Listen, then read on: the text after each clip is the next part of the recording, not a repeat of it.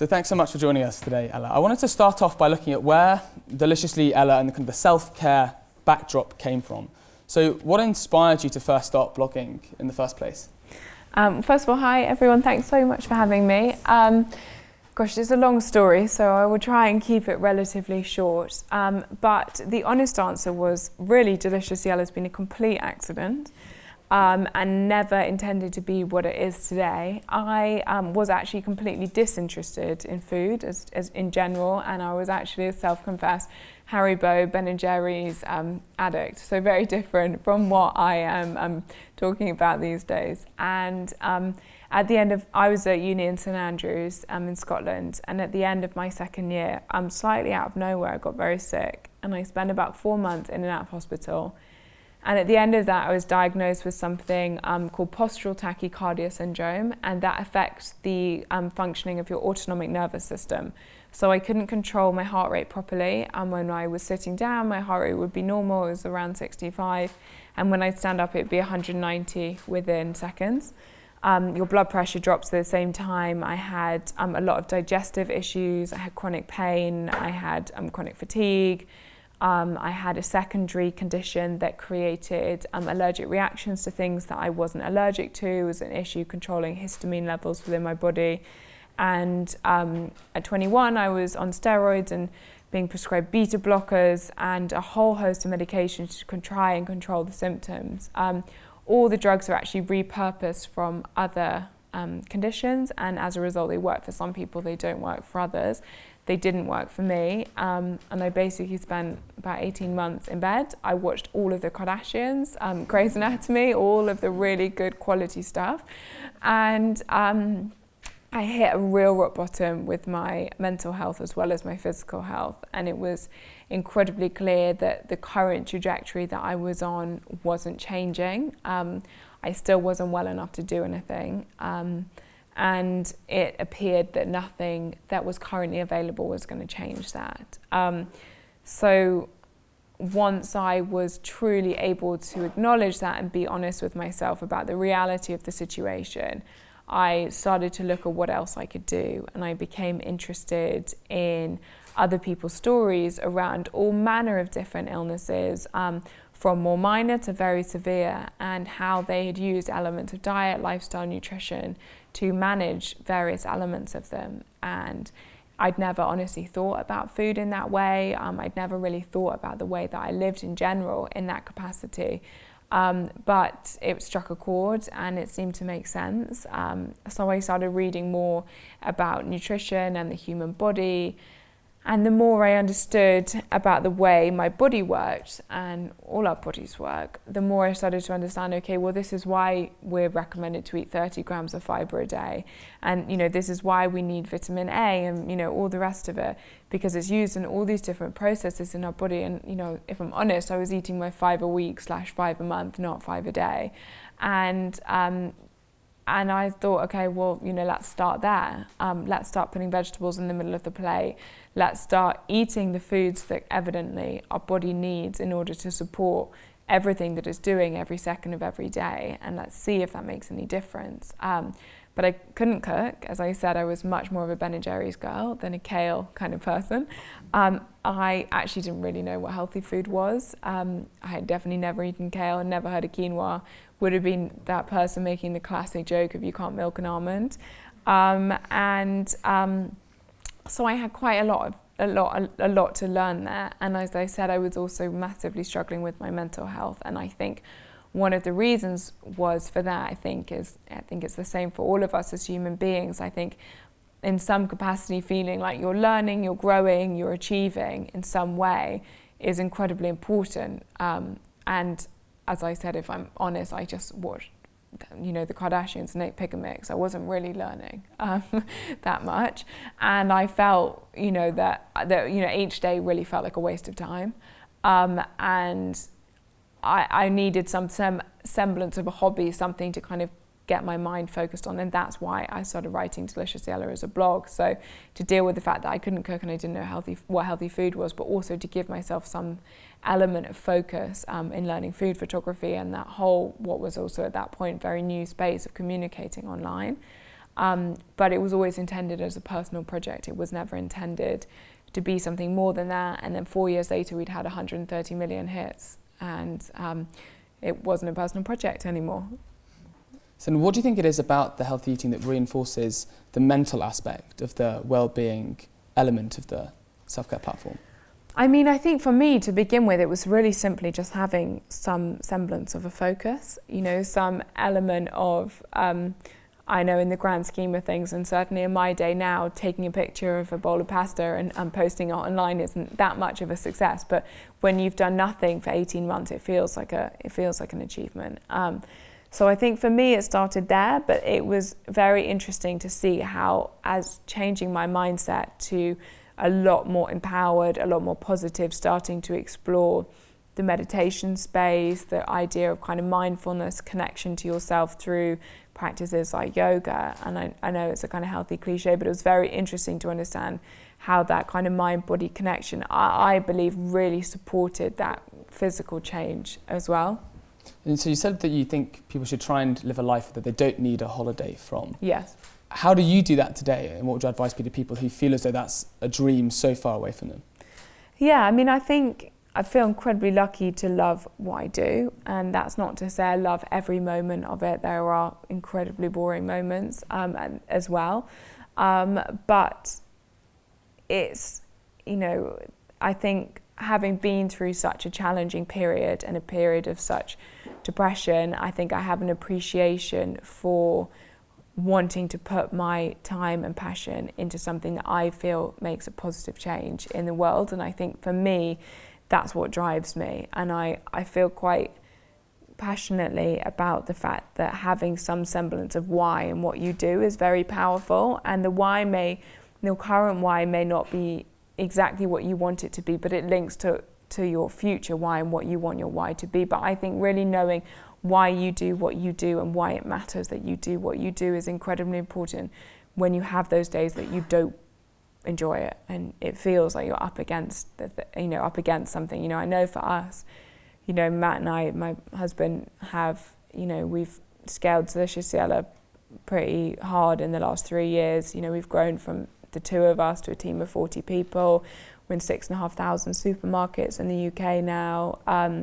With 21 different products. You know, we've done a lot in the last few years, and there have been days where we think that we're not going to be able to keep the lights on, days where we think we're out of business, you know, immediately, kind of crises that feel kind of that you can't overcome them, criticism that feels to the same extent. And I think it's coming back to feeling passionately about some reason and some meaning that allows you to want to find the solution to go forward. And for me, that's, I feel very much that we need to change the way that we eat, and that's not that we need to change the way we eat exclusively and solely, and you know, you can only eat healthy vegan food forevermore.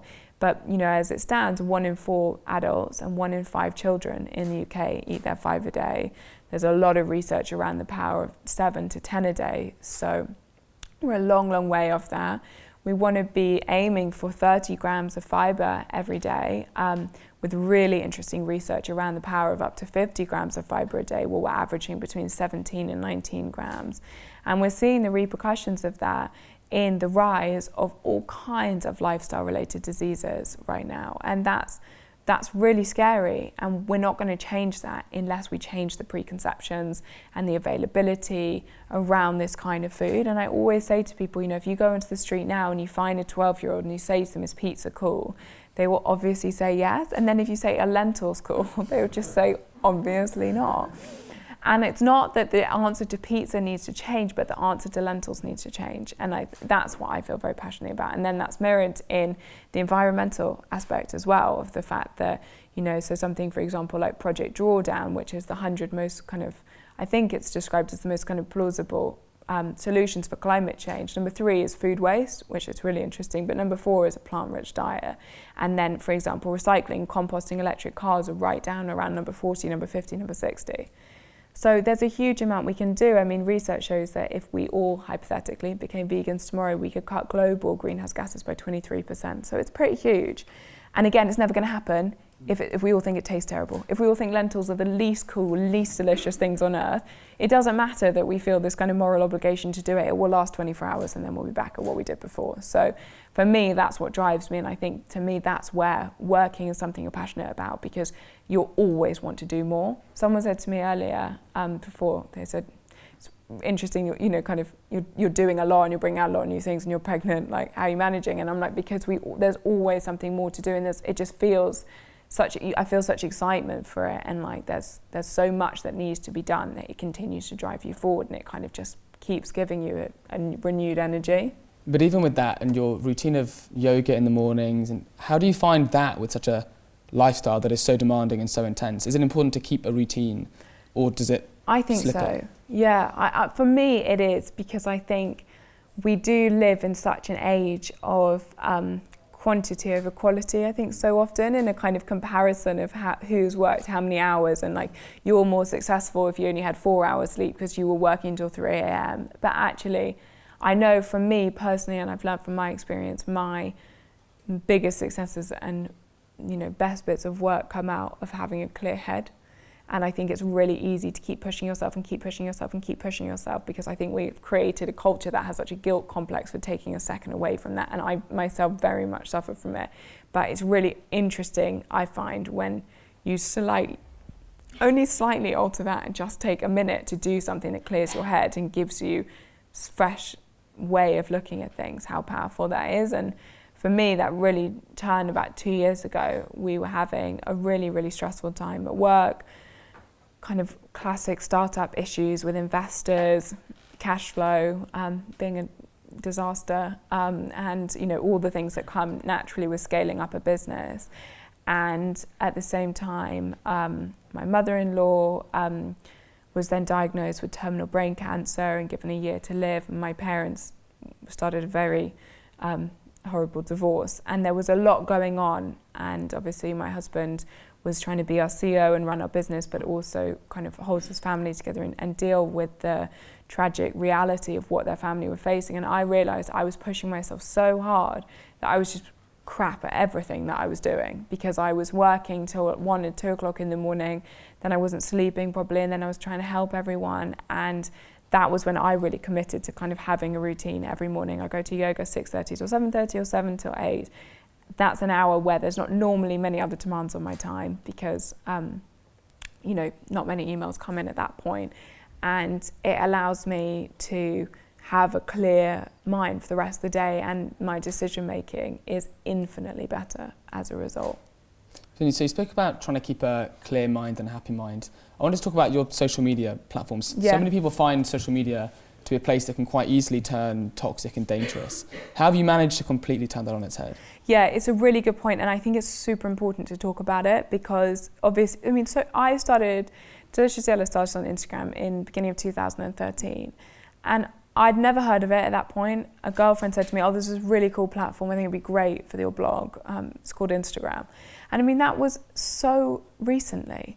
And yet, in that time, it's become something that's completely dominated our culture, especially for our age group. And I think it's grown so quickly that I feel it's grown without us completely tapping into the reality of what it is. I do feel very much that it can be a brilliant thing. I know for me, for example, you know, when I, as I said, was very ill, it was other people's stories of how they had transformed their life that had really, really inspired me. Now, I didn't find those on social media because it wasn't quite there yet, but I found those online. And without that, I never, ever, ever would have had the mindset and the drive to do what has fundamentally changed my life. And I've seen that for a lot of people, and I think if you use it in the right way, it's incredible. And I think you've seen that in the food space, for example. I think, you know, the kind of cookery space has become significantly more democratic and sort of achievable in some ways, and it's actually become a lot more about the home cook and things that we actually make on a Monday night or a Tuesday night. I mean, who has ever made like a 4-course, you know, beetroot gratin on a Tuesday night with like 27 different ingredients? We never do it. And that's, I think, what food often was before, and there was a kind of fear of it. And now you can go on Instagram and you can get, you know, there's great, really cool companies and sites. You know, there's a great company called Mob Kitchen, which is really student focused, and it's for people for under £10. And they've got all these videos showing you how to do it. You've got Joe Wicks doing lean in 15 and showing you 15-minute meals. And I think that's amazing. That's getting people cooking, and we know how important that is. But you can slide yourself down a rabbit hole where you're following, and I think, for both sexes, but for women, where you're suddenly following, 20 Victoria's Secret models who are living a completely different life, and, potentially you're comparing yourself with that, and it creates a kind of body dysmorphia and a negative conversation around things like that. So I think it's being really clear what social media is and what social media isn't. Social media is a place for ideas and inspiration. If you want to do a bit of DIY, you can get a lot of home inspiration. If you're really interested in, learning to cook and making that effort to try and eat a little better, that's incredible. There's amazing fitness that you can now get on YouTube, and you can do a workout at home for free in 20 minutes. That's incredible. We've got to get people moving. But it can also be somewhere where we have a place of constant comparison with absolute strangers, and that's when I think it becomes incredibly toxic. So I think it's being very honest about what it is and very honest about why you're engaging with what you're engaging with. Easier said than done. But then again, I think you've seen, in light of people's conversations around that, I think you've seen mediums like a podcast, for example, growing. I mean, for us, that's our biggest growing medium. And I think something like that's amazing. It's incredibly educational. You can learn so much there, and again, it's free, and that's amazing for me in terms of feeling a passion to help educate people and help make these resources something that we can all tap into, having it be free and available in that way. And you can, on your way to work in the morning, or on your way into the library, or whatever it is you're doing, you can spend 40 minutes listening to an absolute expert in neuroscience on the way your brain works and how you can fundamentally change the way you look at the world by understanding the way your brain works, and therefore tapping into one side of it over the other. That's so cool. So I think there's a lot to celebrate as well as a lot to be cautious of, and I worry we're going so far down the rabbit hole of being so negative about social media that we don't see the fact that there is really positive information spreading as well. So the way that you get long-term systemic change is to get children and young people into the positive sides of what social media can do. How do you think we can make sure that that happens instead of young people continuing to fall down the rabbit hole?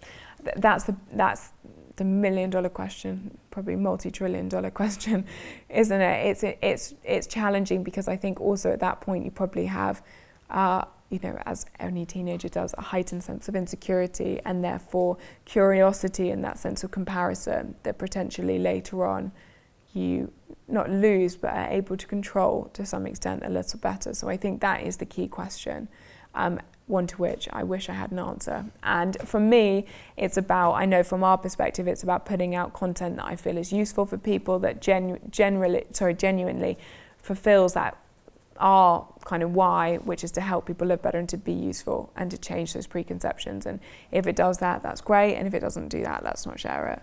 So then you've come from a blog to using social media to cookbooks and now to podcasts. Where else do you see the brand moving in future? Yeah, so the biggest part of our business by a significant way is the products business. So that's probably about 90% of our business. That's almost all of our team. And that's really our big focus, is making healthier food, no additives, no preservatives, no stabilizers, something that's normal on a supermarket shelf, if you want to make that choice. And again, that's just about making things more available and more normal, which I think is really exciting. And at the same time as that, trying to constantly share information for people who are interested and who do want to learn more. And then to anyone who's looking to set up a similar kind of startup or venture into a similar kind of industry, what advice would you give to them? Do you know what? It's so interesting. I went to a talk by Charles Dunstan, who's the co-founder of Carphone Warehouse, and someone said to him, what's your biggest advice for entrepreneurs? And he said, optimism. And I thought I was quite early on in our kind of journey into the startup space at that point. And I thought it was quite a weird answer, given all, the importance of, cash flow modeling and, all the kind of ins and outs of, margin structures and that sort of thing. But then the more I've done what we've done, the more I completely appreciate that. I think that's exactly the number one piece of advice. You almost need a kind of naive optimism to believe that there is an answer to any problem, because I would never have fathomed that we would have dealt with some of the issues we've dealt with. I mean, they have been so bizarre and eclectic and extreme at points, and I think that's the norm for any business.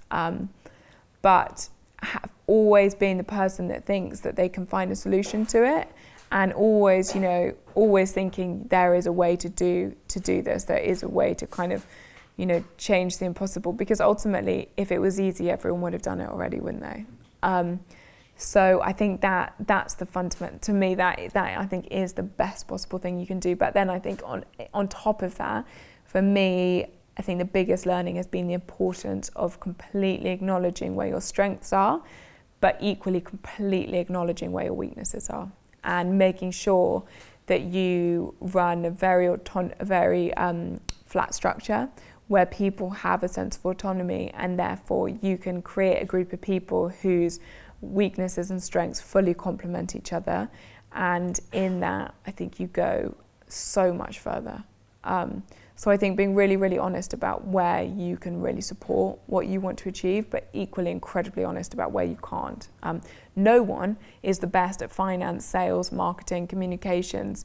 It's just doesn't happen. So, making sure you bring the best people that you can in for those other areas, I think is absolutely incredible. I think as a founder, it's incredibly important not to feel that you have the answer for everything and that you know best, because you absolutely don't.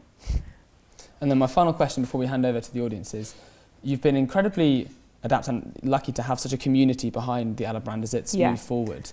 How important do you think they have been into the expansion into different products or cookbooks, or just you personally, to have such a bunch of people behind you? Yeah, it's been everything. I don't know how, I don't believe we would have done what we've done without that. And again, I think that's what is, again, exciting for our generation.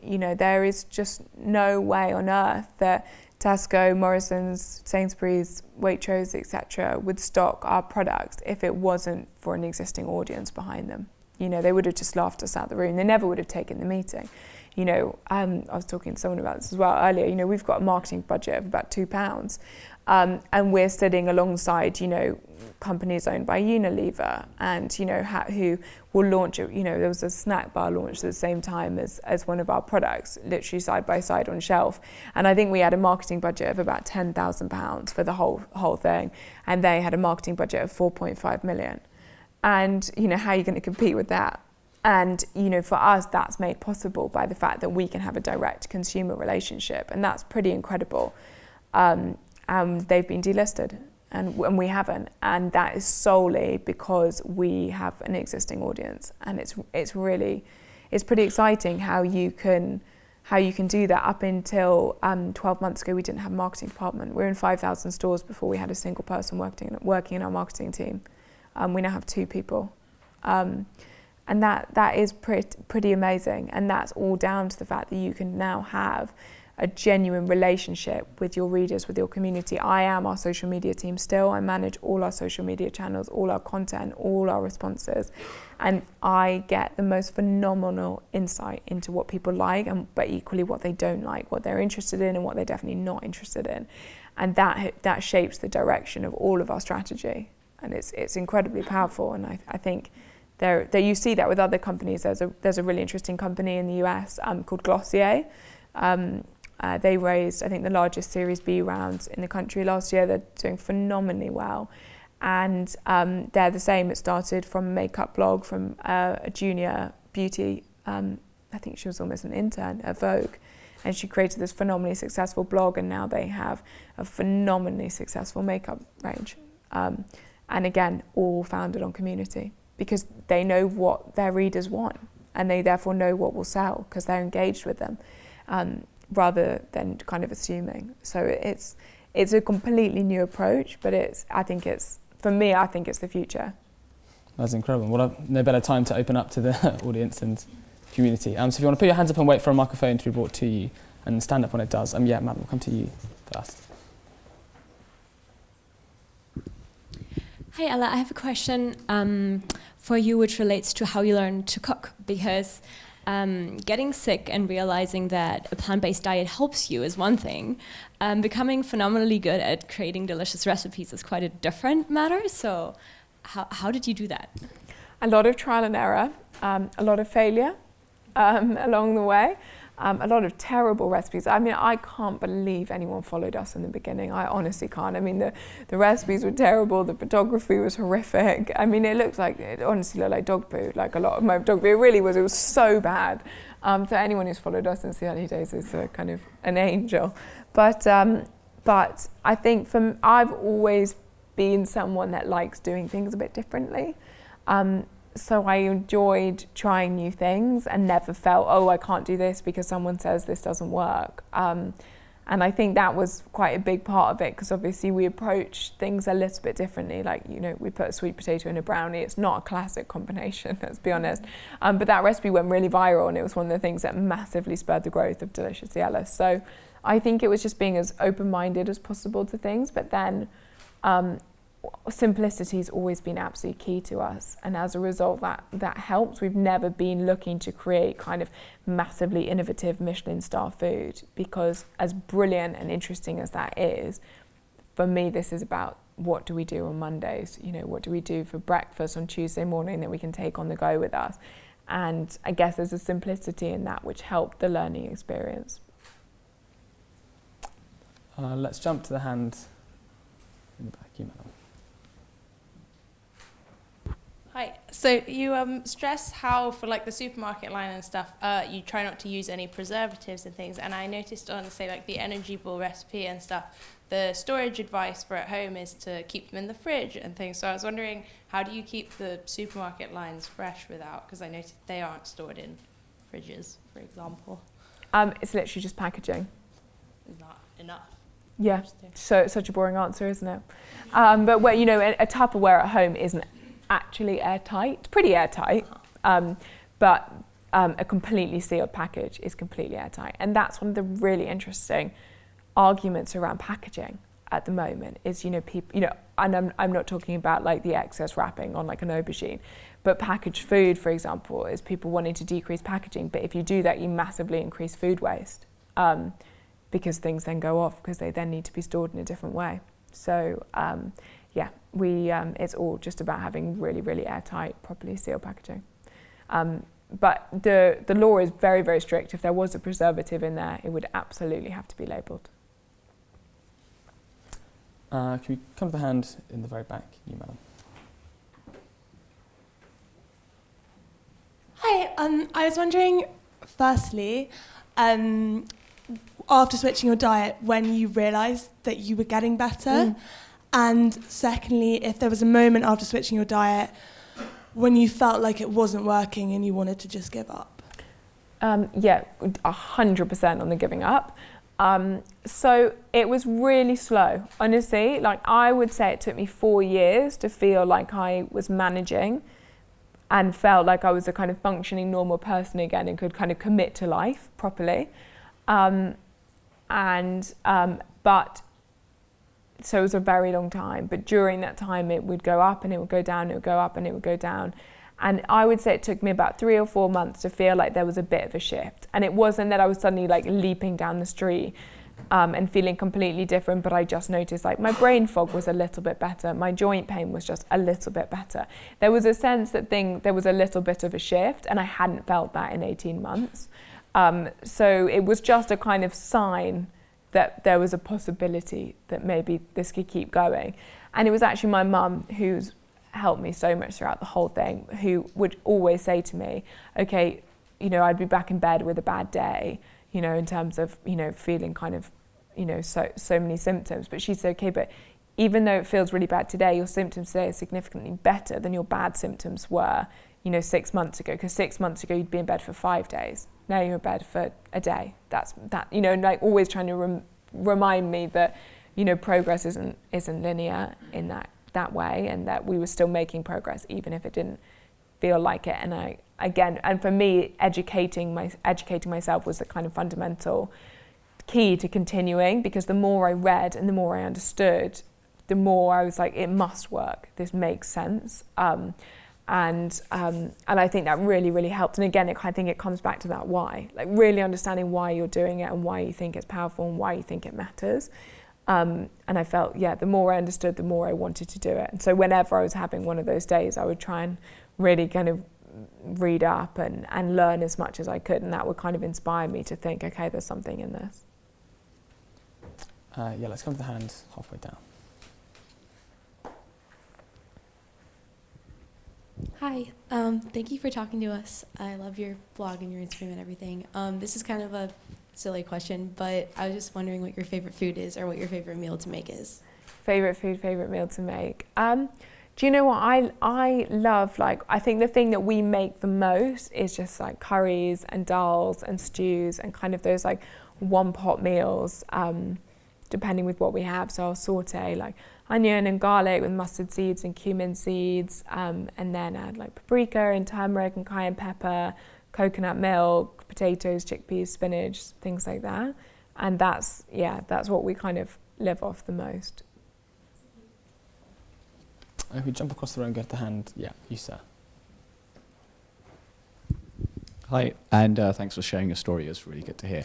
Got a bit of a different question, a bit like technical, but on dealing with supermarkets, for example, like I know things that you need to maintain a 40% profit margin for yourself. Did you do that before you went in and had scale added behind it, or did the margin increase after your volumes increased significantly? Yeah, so everyone has a different approach. And we have different margins on our different products, with an aim of about there. Some are better, some are getting in that direction. The one piece of advice a few people gave us, which I would agree with, is it's really hard to change the margin once you start. You know, there's a bit of cost saving in scale. I think it's huge scale before we have scaled a lot, you know, in the last few years, and your margin isn't really changing. And the other thing is, the more successful you are, the more money the supermarkets want from you. So, you know, when you start, they kind of agree to your marketing budget of £10. They don't agree to that anymore. You know, most of them want to agree a joint business plan with you. So you'll need to agree to investing X amount, and it's really high. Most of it, if I'm honest, is quite frustrating. Like, you know, £20,000 on a shelf marker, and you think, what does that sell? You know, an aisle fin, which is, by the way, never implemented. So then you have to pay teams of people to go around the country to see if there's an aisle fin. I mean, it's absolutely it's been a very fascinating experience to understand it, but very much my advice would be start with a margin that you can maintain, but also that's how you grow. Ultimately, we didn't ever want to be a company that permanently had to go back for more capital for growth.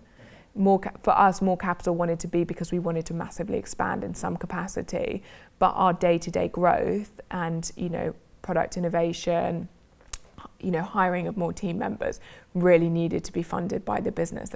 There's a sense of, Matt and I always felt like there's, you know, to some extent, what's the point? If the business feels completely unsustainable, what's the point? So that's been our experience, and I definitely feel like it would be challenging to massively change the margin now. Thank you. And then can we go to the hand just next door? So another question on running the business. How do you decide between outsourcing and hiring people to be part of the team to complete things? Yeah, so we have tried outsourcing, and it's been such an interesting experience. You know, even something like PR, for example, which is most people outsource.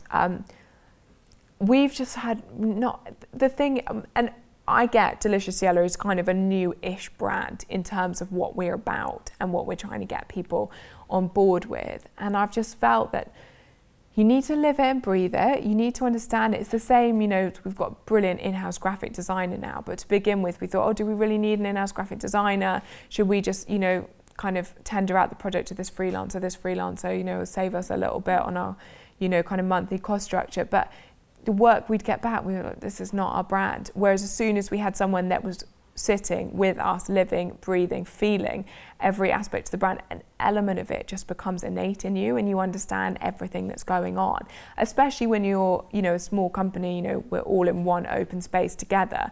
So, the finance team are fully aware of kind of the product innovation that's going on in the kitchen, and they'll be part of the tasting process. And, everyone has a sense of kind of understanding and ownership in all parts of the business, even if they're very removed from that element of it. And I think for us, we found a lot of power in that. Whereas as soon as you outsource it, how do you, I know it's kind of when I was getting frustrated with people, I had to say, how can I possibly expect someone to know our brand when they've spent about 3 minutes with us? It's kind of fair enough. And yes, I appreciate we're a more niche brand, but the success we've had is always when we're working in really close partnership with people, and they're in-house, really. Can we go to the hand on the front row? I was just wondering the extent to which you thought the problems in like lifestyle, food, social media kind of have socioeconomic roots, and that the solutions that you propose, are they open to all people of all socioeconomic backgrounds, or do they favour those who are like more privileged in those areas? Yeah, it's such an important question, one to which I very honestly and openly do not have the full answer to. I think we've got two issues as far as I see them, which is first of all availability in terms of literally kind of proximity to being able to purchase fresh ingredients and vegetables and things like that, but also willingness. And it's again really interesting talking to the supermarkets, for example, who have a lot of pressure put on them, for example, to not put loads of Mars bars by the checkout or, things like that. So they try and put together a healthy bay where they sell, almonds and dried fruits and things like that. And then they don't sell, in nowhere near do they sell in the numbers that the Twix sold and the Mars bar sold. And as a result, it's really unsustainable from a business perspective, and they're obviously quite a low margin, supermarkets quite low margin business anyway. And I think things like that are really interesting, because even then when you're making something, for a similar price point and putting it in the same place, it's not selling. So that to me again points to the fact that the problem is one, availability and cost, but number two, it's also willingness and openness to be interested in this. And the only way I feel like we can address that is by encouraging cooking and encouraging some element of connection to the way that we're eating. And I think that can be done in any capacity. I think people like Jamie Oliver are brilliant at that. I think he's the best in the business for, really encouraging people to cook. The 5 ingredients book and things like that is genius in that sense. Should it start in school? I mean, to me, that's where it has to start. But the other thing that's really interesting, and I wish I knew more about the science of this, but I've seen interesting programs and research on it, is that, and I've definitely felt it myself, is, I used to eat a lot more processed foods and kind of fried foods and things. I mean, not that I've not had fried food since, but a lot more of things like that, and a lot of kind of artificial sweeteners and things like that. And your taste buds are so different. If sweet to you is all kind of like Haribo, then you have a strawberry. Well, strawberry doesn't taste that sweet. And it's really interesting. There's done some really interesting studies looking especially at children. And, I'm talking about children as well. There's lots of these from America who are very, very overweight and obese and, have grown up eating a lot of, McDonald's and things like that. And they literally can't taste a carrot, basically, because the flavor profile is so weak in comparison to something like that. And the kind of density of fat and salt and things that exist in that. So I think it is really important to start young, and there's something even recently that I saw which was really interesting about weaning children, that you should start with really bitter foods. So you should actually start with like green beans and spinach and things like that, so that the palate starts forming, tasting those foods before you go straight to sweet foods, in terms of like mango or carrots and things like that. And so I do think it's such a complex issue, but at the same time, whilst we have so much more to do on it. When I started this in 2012, everybody thought I was insane. Literally, I didn't know anyone that was like, what you're doing is really normal. This is great. I know loads of vegans. And we haven't fast forwarded that long. And yet at this point, we're all having these conversations. You're all here, which is amazing. And, you know, there's a lot more education available. You know, there are things like podcasts. There are lots of people working to start that education process. And so I feel like as that continues, I can only sort of hope that we're moving in a direction that it becomes more available and more interesting to people, and in that I think we'll see a change. But there needs to be change on all fronts. You know, government subsidies do not favour healthy food. You know, and someone said to us earlier about, you know, so like all our products, for example, are stocked in the free from aisle. That's because we can't afford to be stocked in the main cereal aisle, because we can't fight Kellogg's in that sense. You know, we've got to kind of, you know, play in that kind of space. So there's a lot of change that needs to happen, but I think it will happen in time, because I think increasingly people are really interested. Apparently there's now 23 million flexitarians in the UK. I don't know if flexitarian was a word a decade ago. That's big. So I think whilst there's a huge amount more to do, especially making it available to people, that feels like we are coming further than we think, faster than we think. Let's take another question. The hand down there. Hi. Sorry, this is a specific question and I can't go into that much detail, but my godfather in Hong Kong, he owns a sort of health food store for people who also found that all of the medical support that they were getting wasn't working for them. And it seems to be that the ethos and the way in which the people there consume healthy products is quite different to the Western model. Do you have any insight into that sort of, if you like, into that cultural change according to different parts of the world, or is that? I don't, unfortunately. No, we've been completely. I mean, we've got readers all around the world. We've had the books in 25 different languages, but for me personally, I've really worked solely in the UK so far, and our kind of business has really solely been UK focused, and so I've not yet had a kind of brilliant insight or experience, unfortunately, into the way different cultures are approaching the same issue. No. So sorry. No, sorry. Let's take another question. Sir, to the hand there. It seems to me that there's a bit of a gender imbalance in this movement broadly. Yeah. And I wondered, it must be something you've experienced yourself in your own business. Yeah. But I wondered if you had any insight into how that might be changed. You know, attitudes might be shifted. Yeah, it's such a good point, and honestly, this is a pretty good ratio compared to most events. Like, honestly, we'll sometimes have it where there's 400 people and there's 399 women and one man, and I'm like, you're a hero, and I hope you're single, so you at least, you know, you're in a good place. No, but do you know what I mean? Like, it's hilarious. And Matt always used to joke when we first opened the deli and it was all women. He was like, God, I wish I was single. Like, this would be the best place to pick up women. I mean, sorry, I'm making him sound like a creep, but it's just in this, he's not.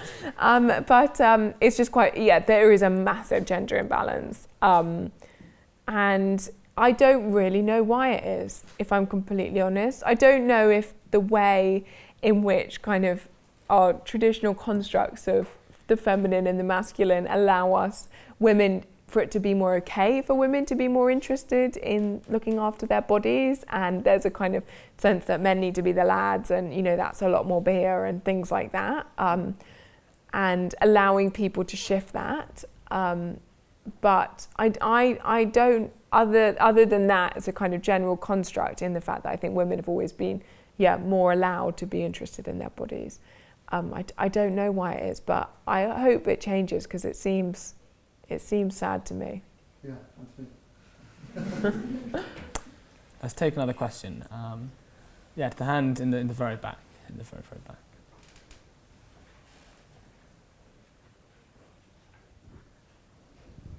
Hi there. I just wanted to ask, how important is the use of locally and sustainably produced ingredients in your products and in your deli? Yeah, so it's a really interesting question, and actually I won't go on for too long about it, but the one thing that I've really come to understand is how, again, I believe we look at that issue quite wrongly, in that food miles are such a minute part of the issue, and yet we focus on them so much, just like we focus so much on plastic straws, when I don't think plastic straws are the issue at hand either. I think food miles accounts for about 4 or 5% of total agricultural greenhouse gases. It's very small. And if you look at the meat and dairy industry in comparison to that, it's very big. And it's really interesting that the meat and dairy industry contribute more greenhouse gases as a total than the transport industry. And yet we are really worried about avocados. And I find that really sad, because I think the blame's being very much shifted away from where it needs to be to actually address climate change onto things that people want to blame other people for. And I don't mean you, but it's always really easy to look at Tesco and say, it's all their fault because they're stocking avocados, and, I'm buying everything, sustainably. But meat and dairy isn't sustainable, even if it was from next door. And that's the sad reality of the way we're farming these days. And that's the interesting thing. The only thing that is an exception of that, and the thing you should not buy, if and when you can, is soft fruits, because they have to be flown over. So like if you're having berries, for example, from like Argentina, that's really bad for the environment, because the food miles of something that has to come over on a plane is huge. But things like bananas, avocados that come on a boat, not so much the case. I've got quite an issue with this, because I very much feel, and I think we should all feel, that the climate change issue is really, more, sure, it's beautiful today, but this is it should not be 20 degrees. Like, it's not okay. And you look at what can change, and I look at what can change tomorrow, and what can change tomorrow is the way we eat. It's so easy. We can all change that today. We could vow to change it from this very second, and we won't do it. And we know that we've got 12 years to stop climate breakdown, and we know what's happening, and we know the power that we have as a consumer, but we continuously blame the plastic straw. And in doing that, we continuously blame Starbucks or McDonald's or what it is, rather than looking at what we're doing. And it's the same with food waste. Over 50% of food waste happens in the home. And food waste, if it was a country, would be the third largest emitter of global greenhouse gases after the US and China. We throw away something like 6 million bananas in UK households every single day. Freeze them, make banana muffins. There's loads of stuff you can do.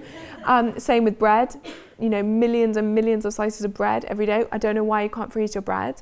Same with potatoes. And so there's so much that we're doing as consumers, and we keep looking at things like food miles and plastic straws. And if we eliminated food miles and plastic straws, climate change wouldn't change. That's the sad reality of where we are. So to me, it's not really that important, if I'm completely honest. To me, it's much more important to address the really, really big issues, and I don't think they're being addressed, because we don't want to know, because we don't want to take personal responsibility. And that's really negative and depressing and a preachy answer, but I do kind of think it is the lens to which we're looking at the issues at the moment. Then can we take the hand at the very back? Hi, I'm wondering about the use of the words vegan versus plant-based, and how that's like, whether or not that's like an explicit marketing strategy for you? No, for me, and I say this with respect for vegans, fully, but the vegan community can be quite cross.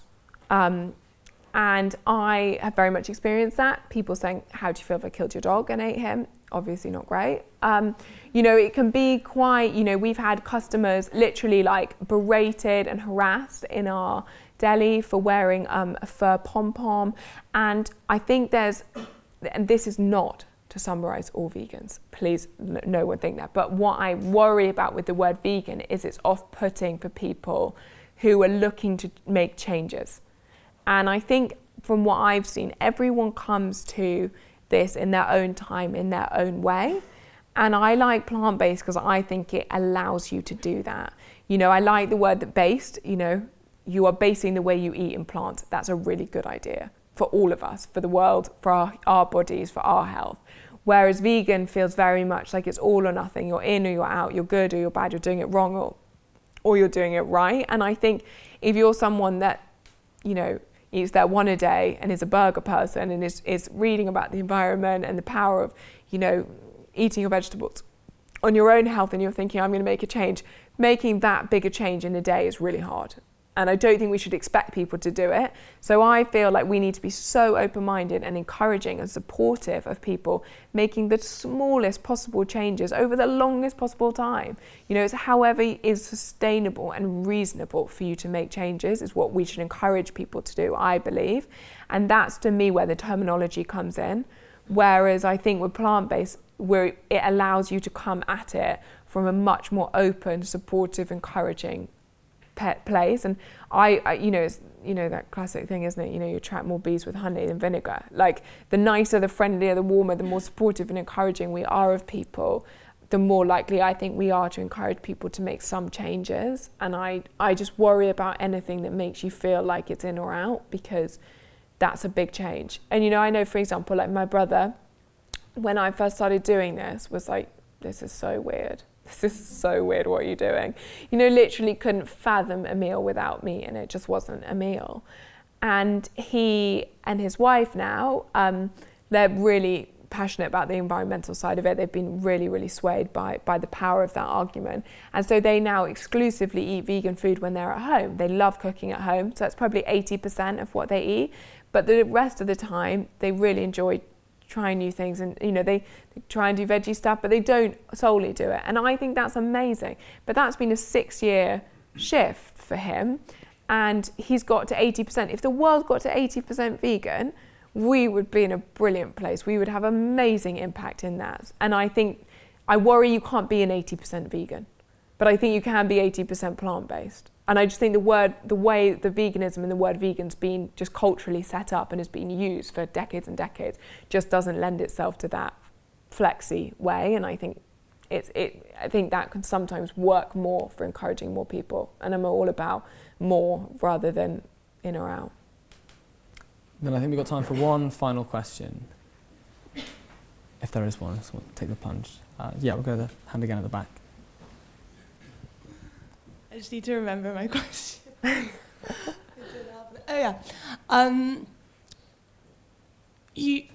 What was the reason for cutting out meat and fish? As in, was that environmental or was that also health-based? And if so, what are the health reasons for cutting out meat and fish? For me, particularly fish.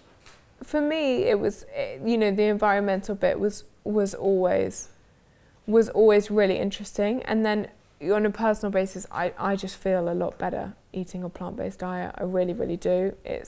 But the environmental bit was always for me. I always think people come at this space from an ethical perspective, an environmental perspective, or a health perspective, but your eyes get open to the others really quickly. And within a few months of trying to change my diet, my eyes started to really open to the other two sides, and it just didn't sit with me. You start to learn that free range isn't really what you think it is, and all the rest of it. And I find it hard now to have any kind of intellectual justification for it. And I don't say that in a judgmental way. I just have read too much and learned too much to be able to really see it in any other way. Well, thank you, and that's incredibly powerful. So ladies and gentlemen, please do join with me in thanking Ella Mills.